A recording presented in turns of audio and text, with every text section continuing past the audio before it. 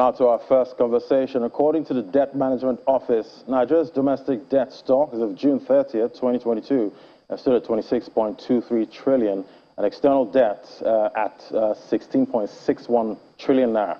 The federal government of the Nigerian state, the 36 state governments, and the Federal Capital Territory also part of that debt number was seen there. Well, to discuss the debt issue and funding for state government budgets, we have Mr. Samuel Egube, Commissioner for Economic Planning and Budget, Lagos State. Great to have you on the program. Good morning. Good morning, Ladi. How are you? Good morning. Nice to have you. Nice to have you.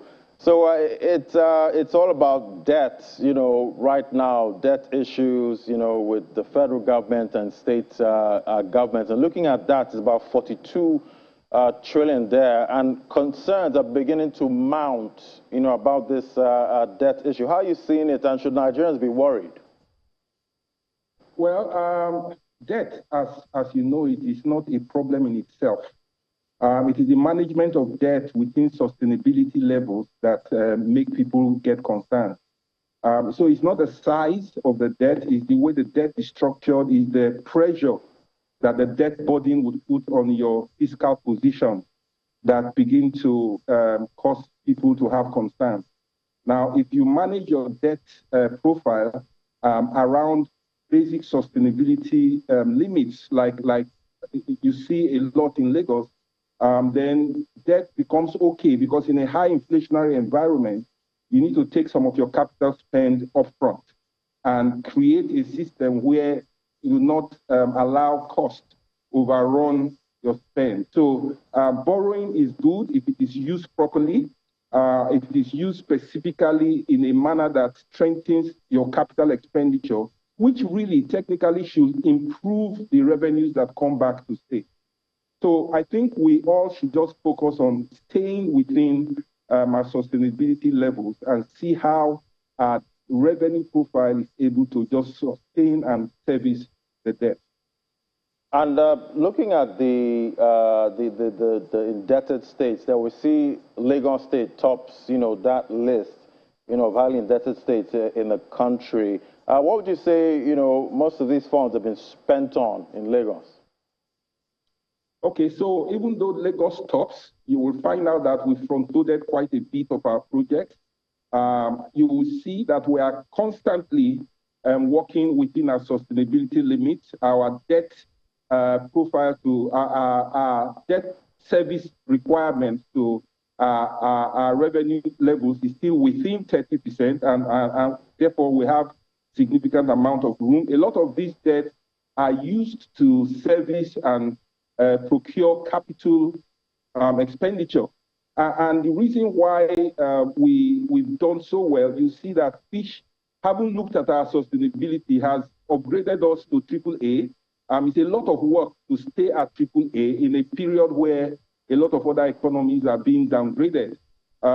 This same high rating has been reaffirmed again by Fitch. So Lagos has a very strong hold on its sustainability frameworks to just ensure that we drive the Lagos economy within borrowings that are sustainable. And looking at the budget for 2023, there is quite a big deficit there, and obviously I'm guessing there's going to be more borrowing to offset that. Well, we will continue to borrow at reasonable levels as long as our sustainability measures are met and captured. And if you look at our development plan, for example, it is clear that the way that plan will be supported will have a big bit of private sector participation in addition to funding coming from state. So the plan is not supposed to be implemented purely on the back of the state, but yes, there is some borrowing, but you see that there's a lot of moderation.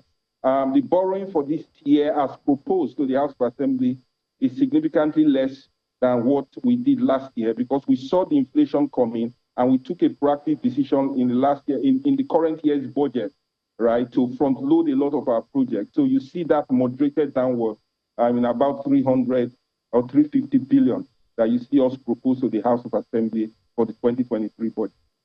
All right, let's talk about the 30-year Lagos State Development Plan now. It's quite a big document. If you were to summarize it, break it down for us.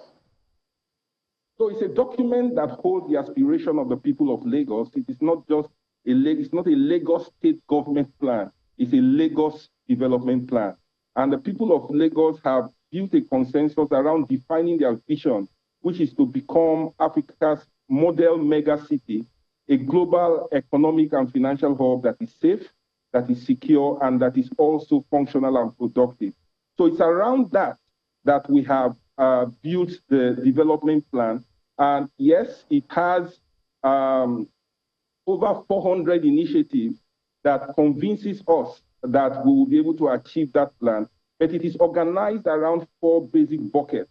One is that the aspiration of Lagos being a thriving economy, that we would have a robust, healthy, and growing economy with adequate jobs, because jobs are important, and strategic investment to sustain that growth. Then you have the human-centric city bucket, where our aspiration is for every Lagosian to be able to access affordable and world-class education and healthcare services. The idea is that Lagos should become tops when it comes to health, tourism in the continent. The fourth is about modern infrastructure, that this growth, right, will be supported by reliable and sufficient infrastructure that meets the needs of the 21st century. And the last, which you cannot will away, is the fact that we must drive effective governance. In other words, we're able to give the people of Lagos opportunity to see the supportive nature of government. So under thriving economy, you have about 162 initiatives. Under the human-centric city bucket, you have 69 initiatives. And then under modern infrastructure, you have 90 initiatives, while under effective governance, you have 116. The idea is that if the people of Lagos do own this budget, and with very clear objectives and targets, we will be able to drive it like we usually do in Lagos. Well, what would you say is the primary target of this plan? So the plan really is to galvanize the people of Lagos and rally them around a clear set of objectives, a clear set of initiatives. It's like writing the vision on the table and making it clear so that everyone who reads it will be able to run with it. There are 6 clear targets in terms of very big bucket targets. We want the GDP to grow tenfold from about $100 billion today to about $100 billion to about $1 trillion, right, in 30 years' time. But we want it to also percolate to the prosperity of the people. So we have a target for the GDP per capita to go up 5 times from $4,800 to $20,000. But that does not leave out issues around human development indices and livability indices, where we want us to move from 0.65 to about 0.8, in line with leading cities around the world. On the livability side, we are currently about 31.2 as measured by the Economics Intelligence Unit. We want to go beyond 55. We also are looking at the revenue side, because revenues are the heart of development. If you do not generate enough revenue to support your development, your economic activities will destroy your infrastructure. Today, we're at 1.9%. When you look at your internally generated revenue to GDP, we want to take it up to 5%. So that is the broad set of targets that we have. But as we prioritize them, you begin to see that there are objectives around each bucket as we go. And we did get that report from the MBS that 133 million Nigerians are multidimensionally, poor at this time. What's the plan to reduce the number coming from Lagos State? Well, it will go around what we are doing already around education, what we are doing around our healthcare services, and what we are doing with the vulnerable. Around education, we are expanding the way we develop our people, right all the way from primary school, where we deploy devices that make our children age-ready, able to read at the appropriate age levels. We are also employing significant amount of teachers to just ensure that the teacher ratio is right, while expanding the infrastructure to ensure that the environment and the ambience for learning is also strong. And we are seeing the results in the pass rate, as we are seeing it improve significantly. In 2020, pass rate was about 39%. By 2021, we've moved it up to about 80%. So all of these things are working. You can see the amount of work going on the infrastructure side on our healthcare systems.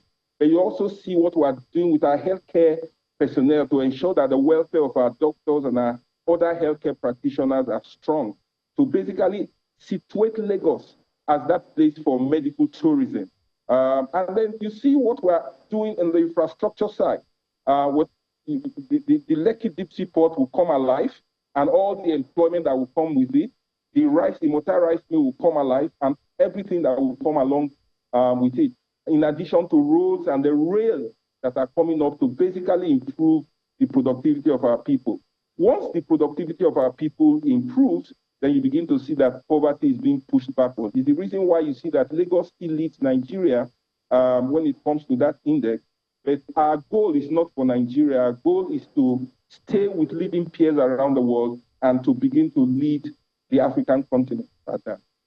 Well, in terms of priorities, how have you, prioritized the action, under the LSDP plan? So under the thriving economy bucket, it is clear that you cannot do every sector.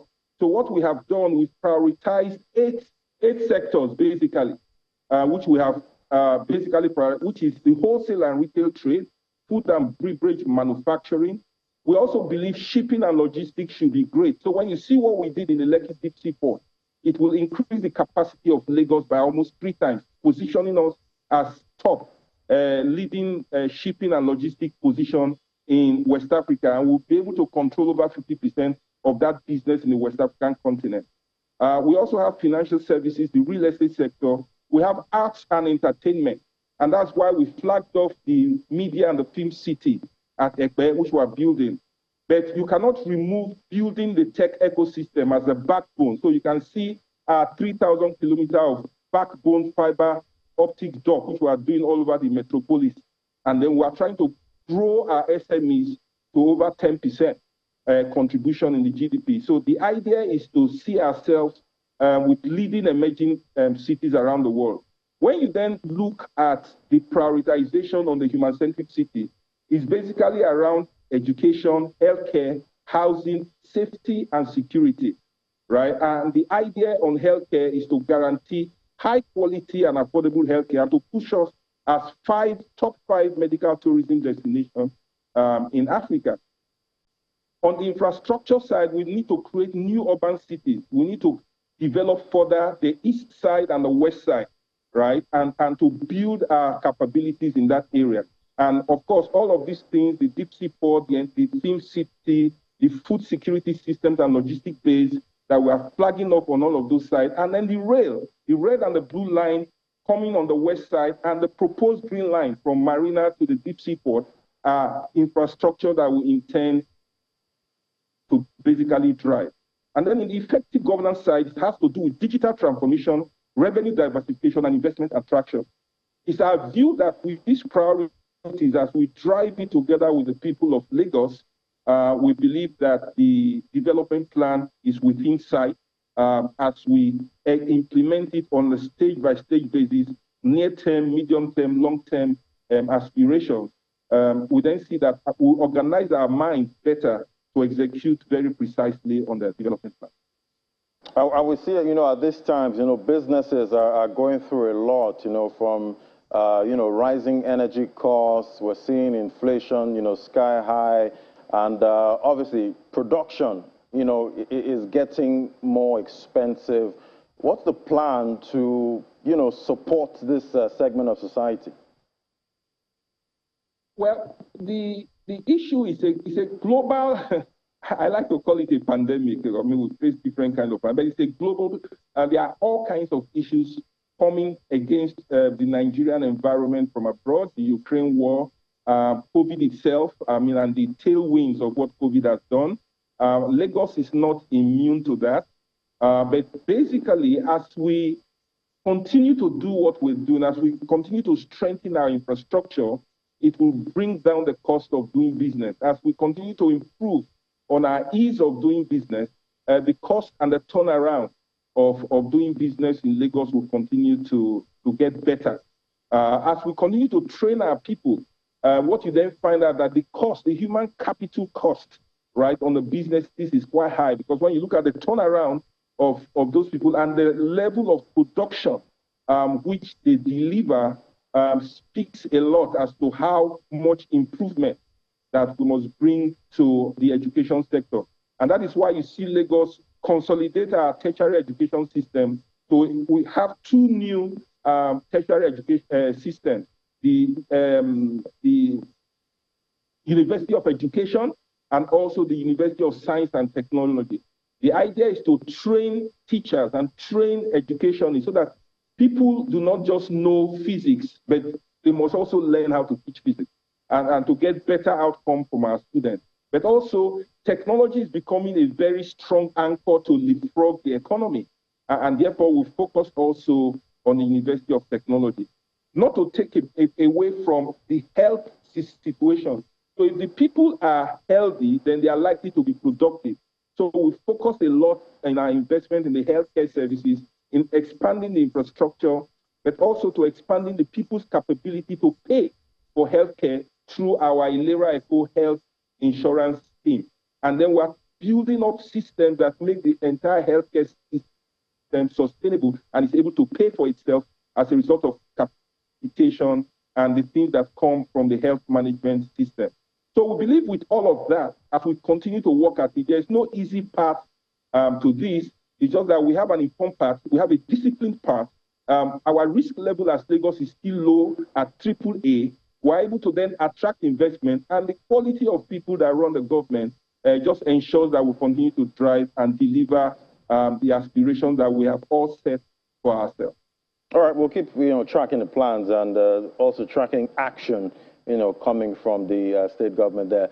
Thank you so much. That was Mr. Samuel Igwe, Commissioner for Economic Planning and Budget, Lagos State. It was great having your perspective. Thank you very much, Ladi.